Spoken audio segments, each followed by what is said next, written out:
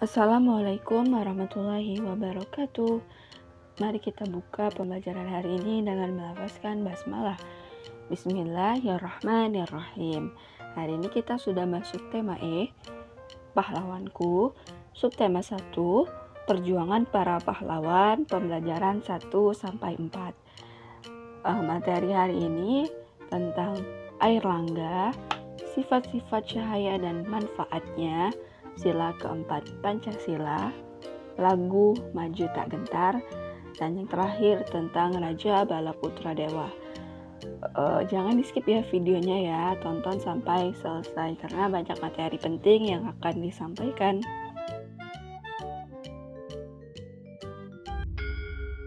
Kahuripan adalah sebuah kerajaan di Jawa Timur yang didirikan oleh Airlangga pada tahun 1009. Kerajaan ini dibangun sebagai kelanjutan dari Kerajaan Medang yang runtuh pada tahun 1006. Airlangga adalah pendiri Kerajaan Kahuripan yang memerintah tahun 1009 hingga 1042. Dengan gelar Abhiseka Sri Maharaja Rakai Halu Sri Dharma Wangsa Airlangga Ananta Wikramo Tunggadewa. Nama Airlangga berarti air yang melompat. Ia lahir tahun 990. Ibunya bernama Mahendradatta, seorang putri Wangsa Isyana dari Kerajaan Medang. Ayahnya bernama Udayana, raja Kerajaan Bedahulu dari Wangsa Warmadewa. Airlangga memiliki dua orang adik, yaitu Marakatta yang menjadi Raja Bali sepeninggal ayah mereka, dan anak bungsu naik takhta sepeninggal Marakatta. Ia dibesarkan di Istana Watu Galuh di Kerajaan Medang di bawah pemerintahan Raja Dharma Wangsa. Waktu itu Medang menjadi kerajaan yang cukup kuat, bahkan mengadakan penaklukan ke Bali, mendirikan koloni di Kalimantan Barat, serta mengadakan serangan ke Sriwijaya.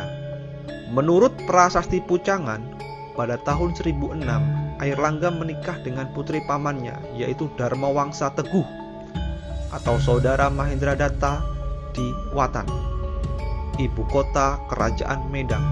Tiba-tiba, kota Watan diserbu oleh Raja Wurawari dari Lewaram, yang merupakan sekutu Kerajaan Sriwijaya. Dalam serangan itu, Dharma Wangsa Teguh tewas, sedangkan Airlangga lolos ke hutan pegunungan Wanagiri, ditemani pembantunya yang bernama Empu Narotama. Saat itu ia berusia 16 tahun dan mulai menjalani hidup sebagai pertapa. Salah satu bukti petilasan Airlangga sewaktu dalam pelarian dapat dijumpai di Sendang Made, Kudu, Jombang, Jawa Timur. Setelah 3 tahun hidup di hutan, Airlangga didatangi utusan rakyat yang memintanya supaya membangun kembali Kerajaan Medang, mengingat kota Watan sudah hancur. Airlangga pun membangun ibu kota baru bernama Watan Mas di dekat Gunung Penanggungan. Nama kota ini tercatat dalam Prasasti Cane 1021. Menurut Prasasti Teret 1032, Watan Mas kemudian direbut musuh, sehingga Airlangga melarikan diri ke desa Patakan.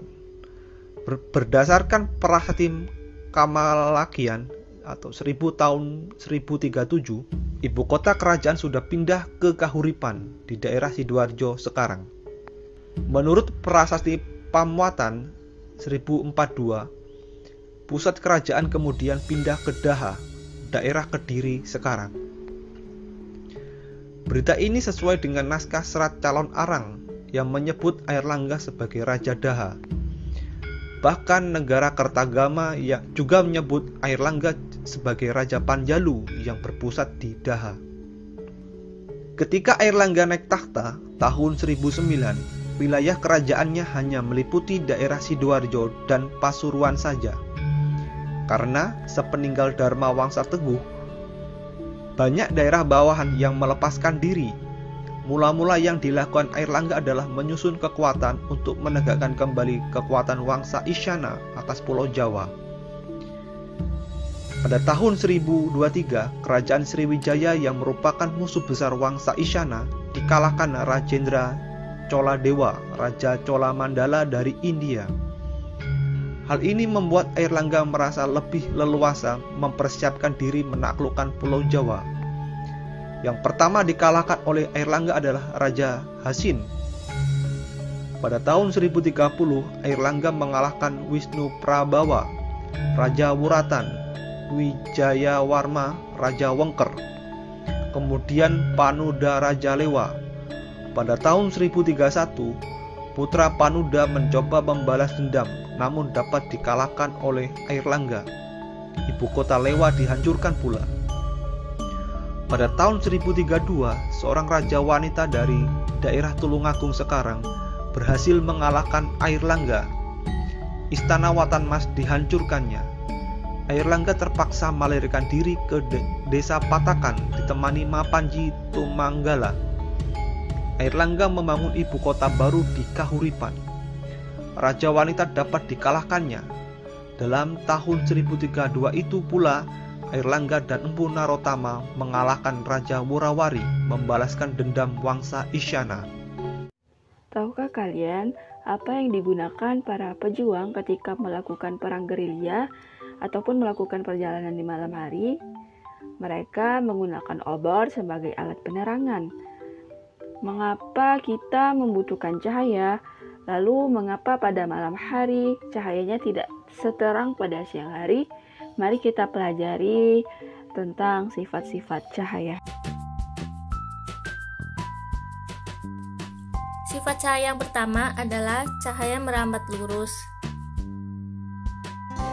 Ini bisa dibuktikan dengan melakukan percobaan menggunakan 3 karton tebal dan lilin. Lubangi bagian tengah ketiga karton tersebut, lalu letakkan karton-karton dengan posisi 3 lubang tersebut sejajar dengan cahaya lilin tepat di belakangnya. Lalu kita perhatikan apa yang terjadi. Coba kita perhatikan cahaya yang masuk melalui celah lubang. Pasti teman-teman bisa melihat berkat cahaya yang lurus dan tidak bengkok. Sifat cahaya ini bisa dimanfaatkan dalam kehidupan sehari-hari, misalnya penggunaan lampu sorot pada kendaraan seperti mobil atau sepeda motor, dan juga lampu mercusuar.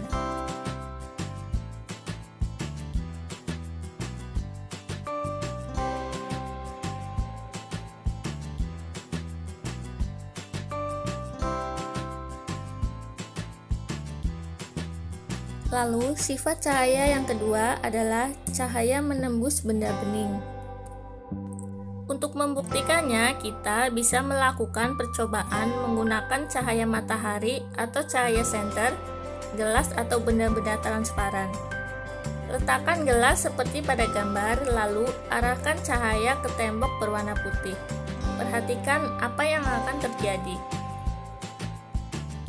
Di sini kita akan melihat gelas kaca yang bening dapat ditembus oleh cahaya senter tersebut.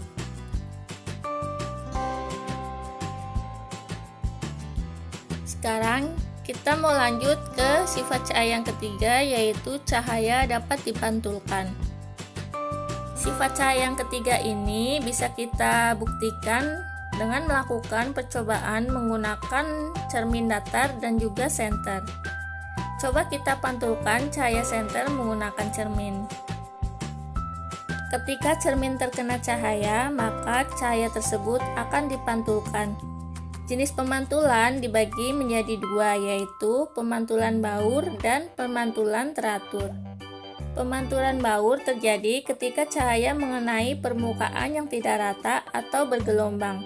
Sedangkan pemantulan teratur terjadi ketika cahaya mengenai permukaan yang rata, licin, dan mengkilap seperti cermin.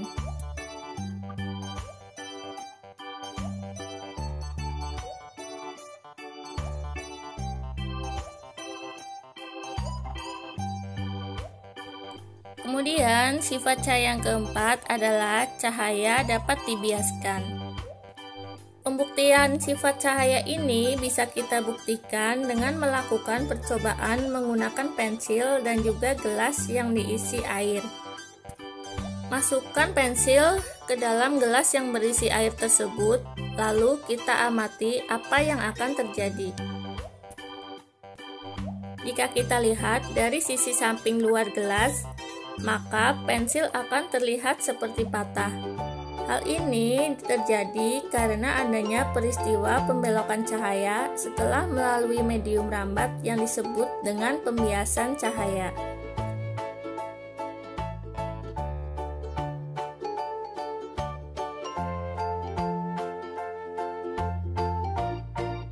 Lima, cahaya dapat diuraikan. Salah satu bukti bahwa cahaya dapat diuraikan adalah pelangi. Biasanya pelangi tampak setelah hujan reda.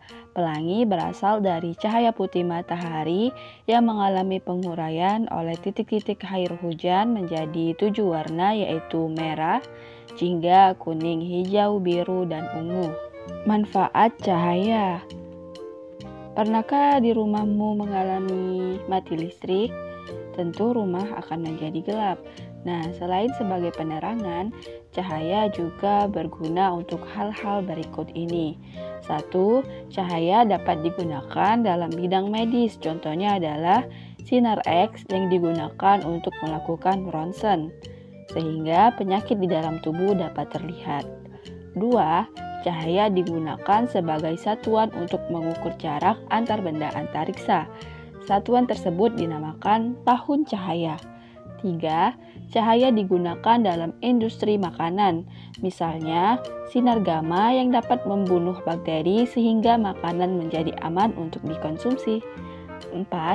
Cahaya dimanfaatkan oleh tumbuhan untuk berfotosintesis. 5.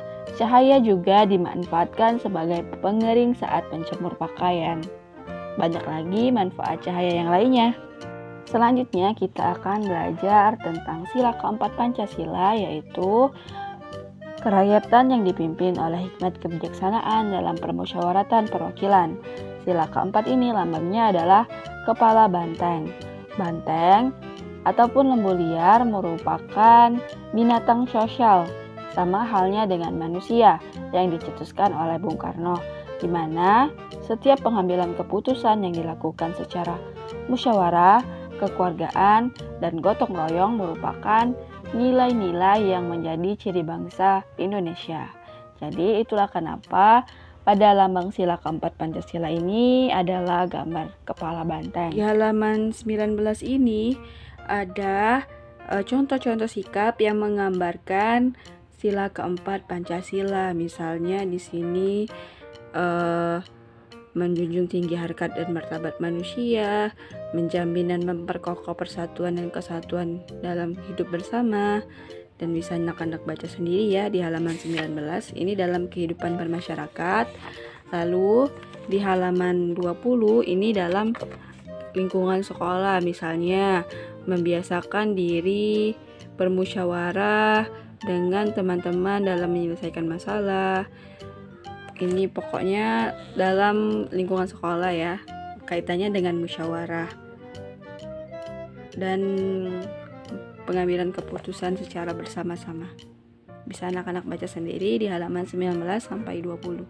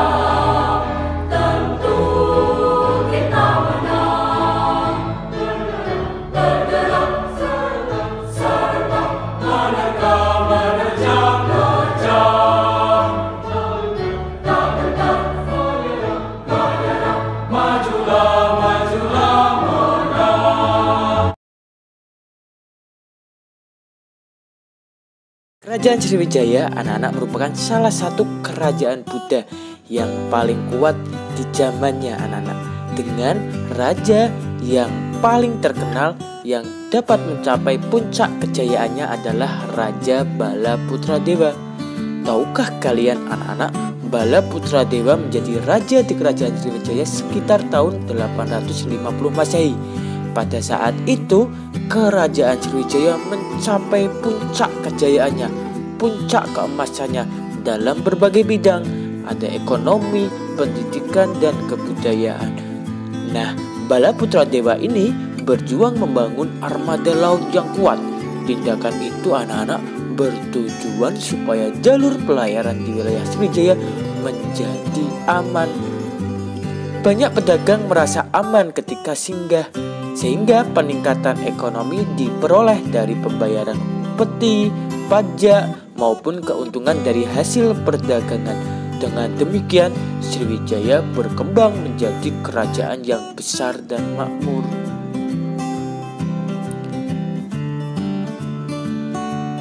Nah, salah satu bukti peninggalan sejarah kerajaan Sriwijaya yang masih bertahan adalah Candi Muara Takus, anak-anak. Nah, Candi Muara Takus ini merupakan kawasan pusat dari kerajaan Sriwijaya yang ada di Provinsi Riau, anak-anak. Candi Muara Takus itu terletak di Provinsi Riau. Selain itu, bukti awal mengenai keberadaan kerajaan ini berasal dari abad ke-7, yaitu seorang pendeta Tiongkok dari dinasti Tang, Yi Xing, menulis kalau ia mengunjungi Sriwijaya tahun 671 dan tinggal selama 6 bulan. Selanjutnya, prasasti yang paling tua mengenai Sriwijaya juga berada pada abad ke-7, yaitu prasasti Ketukan Bukit di Palembang. Raja pertama kerajaan Sriwijaya adalah Dapunta Hyang Srijaya Nasa.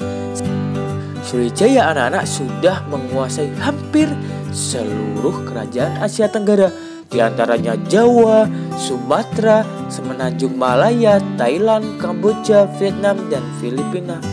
Sriwijaya ini jadi pengendali rute perdagangan lokal yang menggunakan bea cukai atau upeti pada setiap kapal yang lewat. Dari penjelasan tersebut, kita tahu bahwa sikap Raja Bala Putra Dewa itu sangat mementingkan kepentingan bersama. Dia tidak memikirkan kepentingan diri sendiri ataupun memaksa kehendaknya. Itu sesuai dengan sila keempat. Baiklah, itu saja materi kita pada hari ini. Silakan dipahami. Mari kita tutup dengan melafazkan hamdalah. Alhamdulillahirrabbilalamin. Wassalamualaikum warahmatullahi wabarakatuh.